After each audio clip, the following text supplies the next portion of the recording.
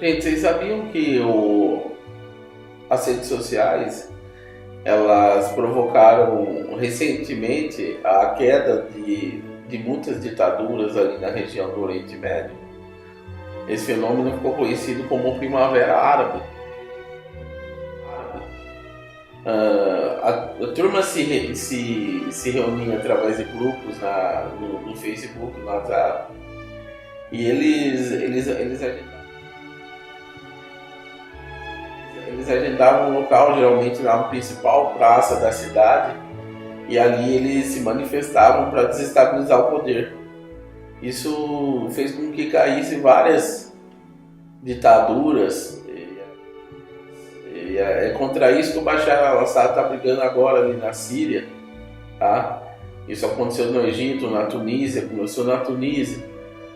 Ou seja, essa novo fenômeno de organização social através das redes digitais e sociais, ela está propiciando uma nova forma das pessoas se comunicarem, se relacionarem, e a forma na qual se faz política, tá? Se dentro de casa praticamente você tem a sua esposa te mandando cagar através do WhatsApp, você imagina o que está acontecendo com pessoas dos mais diversos cantos de uma cidade,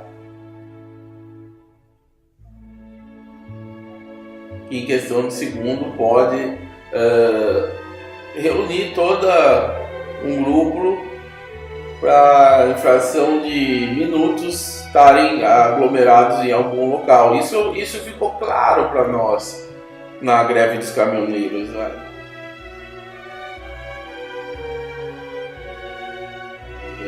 Ali nós vimos o poder que nós tínhamos concentrado em nossas mãos através do simples smartphone, né?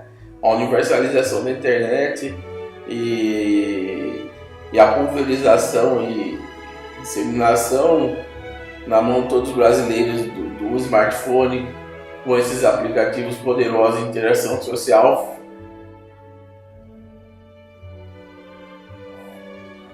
nos deu uma arma muito mais poderosa do que nós imaginamos ter um dia, e de uma forma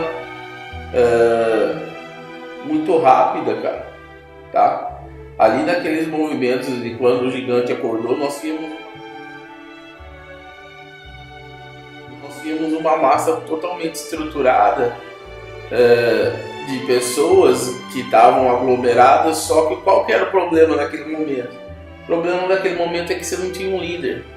Depois aconteceram o fenômeno dos black blocs, sujaram todo o movimento, porque eles começaram a destruir tudo, que foi na verdade como se fosse um pequeno movimento dentro do movimento que manchou toda a legitimidade daquele momento, né? Que foi a ala radical, que era Black Blocs, que não estava alinhada a nada com o fenômeno que eles estavam protestando, né? Então, a partir desses momentos, nós vimos recentemente esse novo fenômeno que estava acontecendo através dessas mídias e das redes, né? Cara, fantástico. Aí chegou as eleições, nós já tínhamos visto o poder de disseminação de ideias e poder de aglomeração ali naquele movimento ali do gigante acordou. Agora a greve dos caminhoneiros, cara, foi sensacional, tá? Foi sensacional. E o poder de disseminação e de aglomeração e de ativismo em torno de uma ideia, isso foi inédito no Brasil, cara. Desde depois da ditadura, a gente nunca teve um senso de nação coesa como nós tivemos nesses momentos no país, tá? Aí que acontece? Chega as eleições agora e pela primeira vez, cara, os candidatos estavam, eles, pelo menos eu não digo os candidatos, cara, eu digo principalmente a cúpula e os marqueteiros, o pessoal aí que rege toda a orquestra, que constitui o personagem, que é o cara que vai sair para a corrida presidencial e aparecer nos programas de televisão, que foram os presidenciáveis que nós vimos por aí.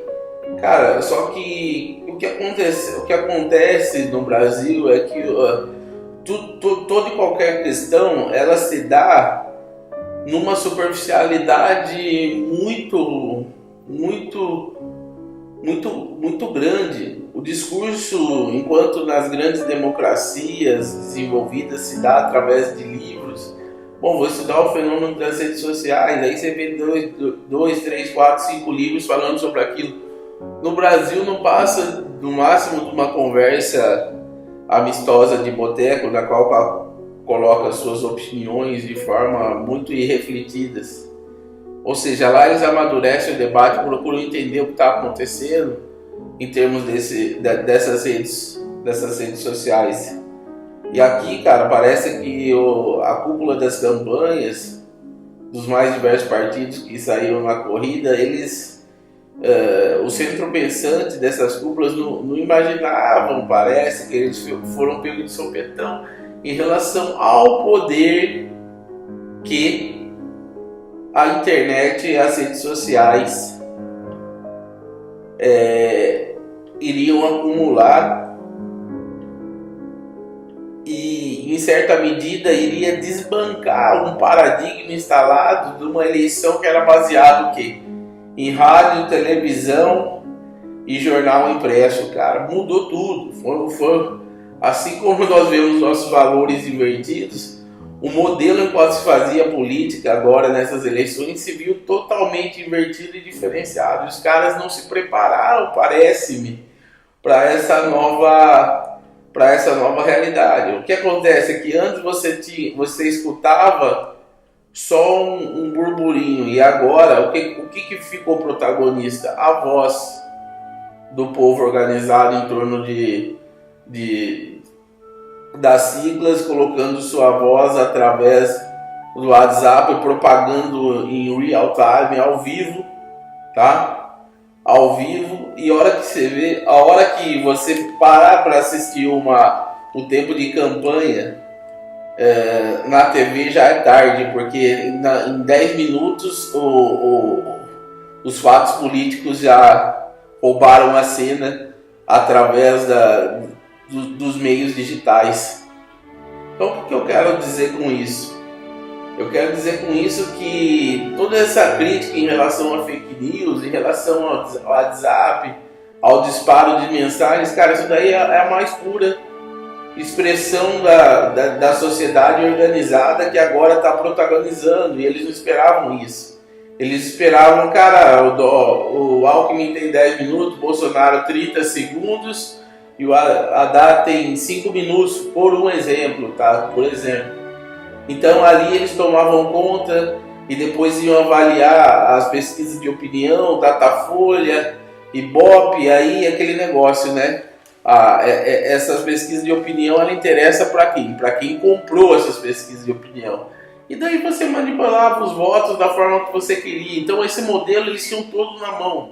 É como se tivesse um controle de cada botão e você trabalhava a massa de manobra de acordo com o quê? Com as tendências das pesquisas de opinião, com a exposição e o tempo de televisão de cada um. A grande briga é em torno disso. Só que quando a nova ordem muda, com as redes sociais, com o Bolsonaro fazendo live a toda hora, entendeu? Praticamente no seu bunker ali, a casa dele virou um grande bunker na qual mandava ideia em fração de segundos pro Brasil inteiro.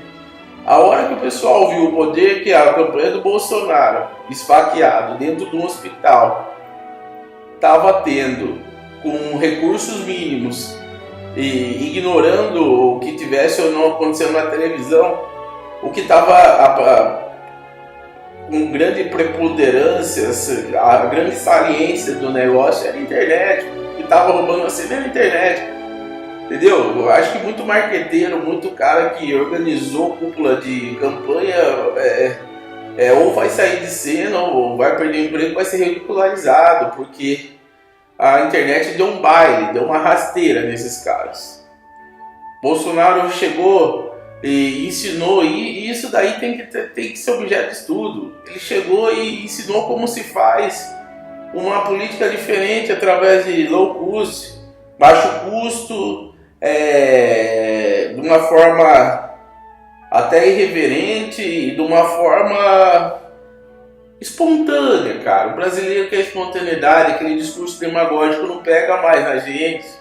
Eles não sacaram isso, pô. Chega de demagogia, sacou? O brasileiro agora, nesse momento, ele cansou daquele blá blá blá. Agora, e quem tem essa linguagem, pô, a eloquência do Bolsonaro em termos de falar num nível, e as palavras que o povo quer ouvir, era o que estava faltando no momento, entendeu? E eu estava lendo sobre isso, o Scruton, e sobre o conservadorismo inglês, cara, e quando a Margaret Thatcher chegou na década de 70, representando uma direita, ela não tinha muito embasamento ideológico igual o Bolsonaro tem, igual o Bolsonaro também não tem. Já falar em ideologia para o cara, ele é extremamente pragmático. Vai falar de economia com o Paulo Guedes, acabou. Eu não sou obrigado a saber de nada. Entendeu? Vamos ser práticos, vamos delegar tarefa para técnico. Não vou ficar colocando na mão de cacique ministério nenhum, vai ser técnico. Margaret Thatcher fez isso na década de 70, foi criticada pra caramba, mas precisava de quem? Qual foi o apelido dela? É Dama de Ferro. Dama de Ferro, ela provocou opinião naquele momento. E muita gente se indignou porque o conteúdo dela não tinha toda uma ideologia por trás. O brasileiro não quer agora ideologia. Entendeu? Tem todo um marxismo. Hegel, Frederick Engels, Antônio Gramsci. Quem estudou sabe que a estratégia gramsciana, a revolução cultural do marxismo já foi implantada entre a gente. Aquele velho blá blá blá de ideologia não pega mais, entendeu? O negócio mudou a forma que se faz política nesse país, a gente acordou para isso, a gente quer praticidade. Não que isso significa ser antidemocrático. Cara, eu ligo a internet, eu vejo o UOL Notícias, DW Brasil, todos os órgãos internacionais, a Folha de São Paulo. Cara, eles estão todos indignados. E hoje, por exemplo, a edição histórica da Folha aqui, ó, 25 de outubro de 2018. Cara, se você ler isso daqui, você vai ver mais de 20 editoriais deles praticamente o rabo entre as pernas, dando aquele grito desesperado de que o Bolsonaro não pode vencer. O editorial, mais de 20 editoriais, vocês podem comprar e constatar isso. Quem quiser ver a forma de tentativa de destruir um candidato, compra esse jornal de hoje. Cara, até o Juca Kfouri, que fala de esporte, ele tá falando do Bolsonaro. É incrível. Sacou? Não dá pra acreditar. Chega dessa palhaçada. Agora eles estão querendo induzir o tempo todo, o jornal inteiro, que o Bolsonaro é assassino, que ele é antidemocrático, que ele vai ser um ditador, um fascino. Então, eles falam tudo que o cara vai ser. Só que o cara tem 67 anos, ele nunca foi acusado de um crime de racismo. Aqui classifica o cara como ladrão aí, ter roubado alguém. E tá lá marcado na ficha dele que ele roubou. Tá? Só que o Bolsonaro, sabe o que tem na ficha dele? Nada, é limpa. Aí chega aqui a moça do editorial do Folha de São Paulo e fala que o Lula foi o grande mestre, que o Bolsonaro aporcalhou essa corrida presidencial. Tá, o Lula com 10 crimes de corrupção e 44 de lavagem de dinheiro, tá? Isso na ficha dele.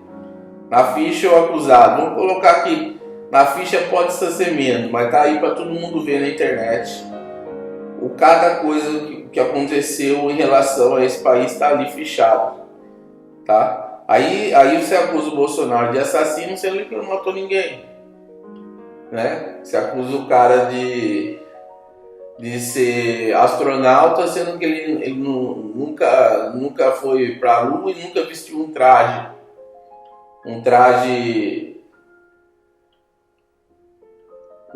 de astronauta. Pô, você tá de brincadeira? Você tá falando que o cara é fedido e você não prova que ele tá fedido? Quer dizer que você chama um cara, acusa ele dos mais vastos crimes, você olha na ficha do cara e não fez nada. E por isso ele é um salafrário. Porra, para com isso. Pô, passa outro dia. Chega de palhaçada. Só que o pessoal da esquerda, eles estão pensando, sabe o seguinte, que a gente é animal de estimação. Que o Bolsonaro é como o nosso animal de estimação, que ele pode fazer o que ele quiser, nós sempre vamos passar a mão e ele sempre vai dormir no nosso quarto. Porra, não é assim. Se nós temos uma estrutura organizada, isso daqui chama uma república, Estado Democrático de Direito, as instituições funcionam, se o cara vacilar, ele vai sair, ele vai cair. A sociedade civil está de olho. Essa nova direita aí, ela veio para fiscalizar. E ela, se o Bolsonaro cagar, nós vamos arrancar ele. É isso que vai acontecer. Sabe, durante muito tempo os milicos foram sucateados. Todas as nossas forças armadas, elas passaram vergonha. Elas praticamente passaram necessidades, cara. Entendeu? O negócio tá sucateada, a marinha, a aeronáutica, tudo. É uma vergonha. Os militares, e agora falar que os militares representam um perigo para o país, uma ditadura. A Folha de São Paulo teve a capacidade de fazer como se fosse um checklist, a foto do Bolsonaro e outra do lado do Haddad, para comprovar quais tinham mais simpatias ou mais identidades com a ditadura da Venezuela. E daí nesse checklist deles dá Bolsonaro. Bolsonaro, as ideias dele batem com a da Venezuela, e sobre o regime dele eles deixam claro que vai estar muito próximo de uma Venezuela. Porra, vamos combinar. Quem passou dinheiro brasileiro para os caras, para regimes comunistas, foi quem? Bolsonaro. Pô. Bolsonaro não tem nada a ver com comunismo, com ditadura. Você está de brincadeira, você está acusando o cara antes dele chegar. Uma coisa que o Prêmio Nobel, a organização do Prêmio Nobel fez com o Obama, que foi uma das coisas que eu mais fiquei indignado em relação àquela instituição, que é do Nobel, que distribui os prêmios Nobel, que deu o Prêmio Nobel da Paz para o Obama antes mesmo dele começar a governar, cara. Aí ele se envolveu em guerra. Você imagina como ficou a reputação daquela merda. Entendeu? Como se fosse... Vocês estão dando um cartão igual aquele pré-pago. Você paga antes de consumir os seus dados e direitos de ligação. Então vocês estão dando esse cartão pré-pago, já acusando antes dele cometer qualquer violação. Estão acusando ele de uma forma antecipada, antes dele cometer o crime. O que aconteceu com você? Eu sou assassino porque eu vou matar. Eu não matei ainda, mas eu vou matar, porra. Essa é a seriedade da corrida presidencial desse país. E falo mais, se o nível tá baixo assim, desse jeito, esse é um reflexo da nossa sociedade. A gente traça com superficialidade e com tamanha mesquinharia os assuntos do mais alto cargo da República, e nós vamos pagar por isso, tá? Esse discurso superficial que elege Tiririca, Gero Willis, essa turma que não tem compromisso e não tem... Pode ter boa intenção, cara, só que boa intenção não basta, tá? Para você ocupar um cargo no legislativo, para você colocar um país no trilho, só boa vontade não basta, não. Você precisa mostrar um pouco de conteúdo, você precisa demonstrar uma habilidade para ocupar aquele cargo, tá? Não é essa bagunça que tá no Brasil, não. O Tiririca vai lá, se elege, tira sarro, todo mundo fica por isso mesmo, tá? Então, meu recado por hoje é esse. A minha indignação é que esse momento que nós estamos vivendo de Ao contrário do que dizem aí os fanáticos, porque fanáticos são eles, ódio é o que tem aqui na Folha de São Paulo hoje, tá? Não somos nós não. O que constitui a maioria do eleitorado do Bolsonaro hoje são chefes de família trabalhadores que cansou de corrupção e cansou dos tentáculos do governo querer tomar a decisão de tudo.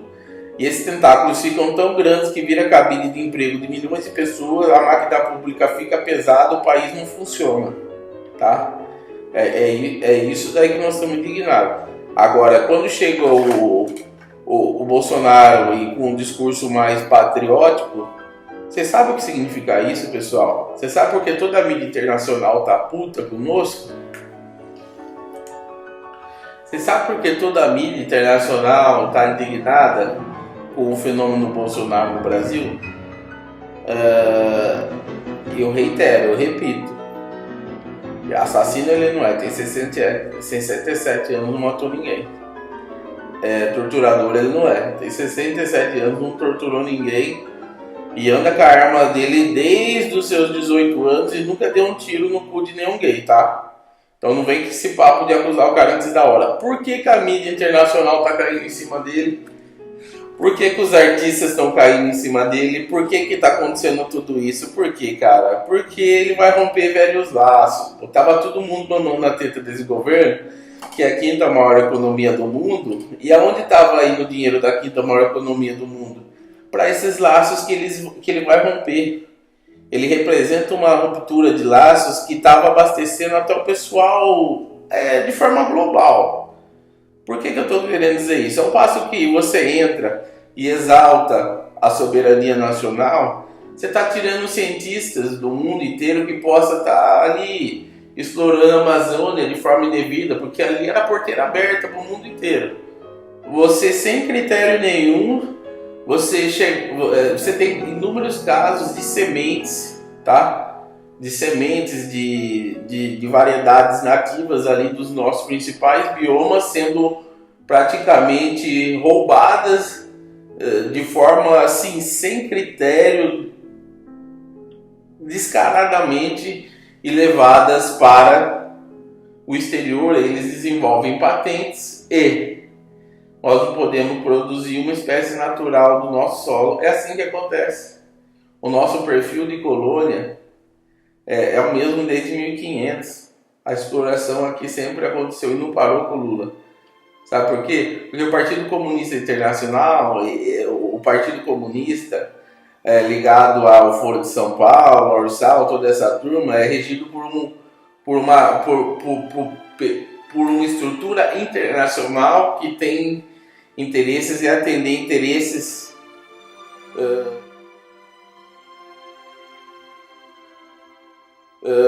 do comunismo, da Internacional Comunista. Ou seja, a soberania nacional não é interessante para esses caras. É interessante eles terem o livre trânsito, assim como aconteceu na União Europeia. Entendeu? Acontecer esse livre trânsito, aí o que acontece? Você baixa as fronteiras, a soberania nacional, você não liga para as suas fronteiras, você mantém um livre comércio ali, um pouco conservadorismo no tocante ao quê? No tocante aos interesses nacionais.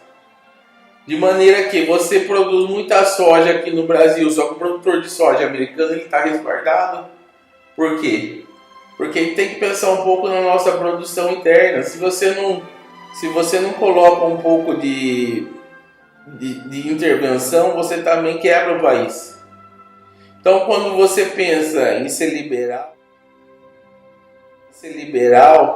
mas conservando os recursos da sua casa, levantando fronteira, você começa a afetar o interesse dos mais vastos países que estão explorando esse país de formas ilegais, de forma praticamente que acontecia na época da colônia. Isso não é bacana. E um pouco desse patriotismo, desse conceito de nação, aliás, desse sentimento de nação provocado pelo Bolsonaro, ele entra em conflito com essa casa de mãe Joana que estava no Brasil, a Amazônia, sabe?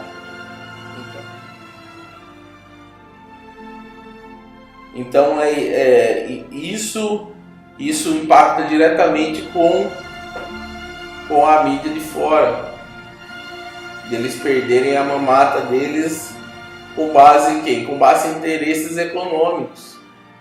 Porque você acha que a Inglaterra no Brexit ela não quis?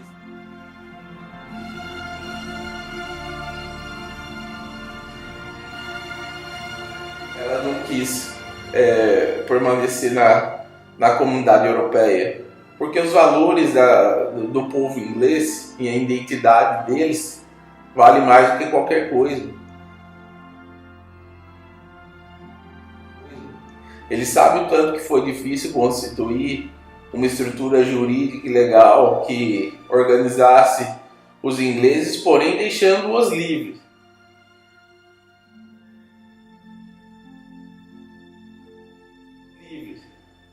Tá? Então, quando eles saem do Brexit e não aderem mais à comunidade europeia, é simplesmente para eles preservarem aquilo que deu certo durante muito tempo. Porque você vai mexer numa Inglaterra, que é uma das líderes globais em todos os quesitos, se é um time que está dando certo, porque você vai entrar numa comunidade europeia que vai destruir os valores ingleses, que vai tirar o poder econômico daquele sapato Oxford que o mundo inteiro conhece, para virar um produto da comunidade europeia e ele perder a identidade? Não, por isso, cara. Então esse patriotismo exaltado, ele vai fazer bem para o Brasil, ele vai fazer muito bem, porque a gente vai parar de querer consumir tudo de fora e vai produzir um pouco aqui dentro. Vai chegar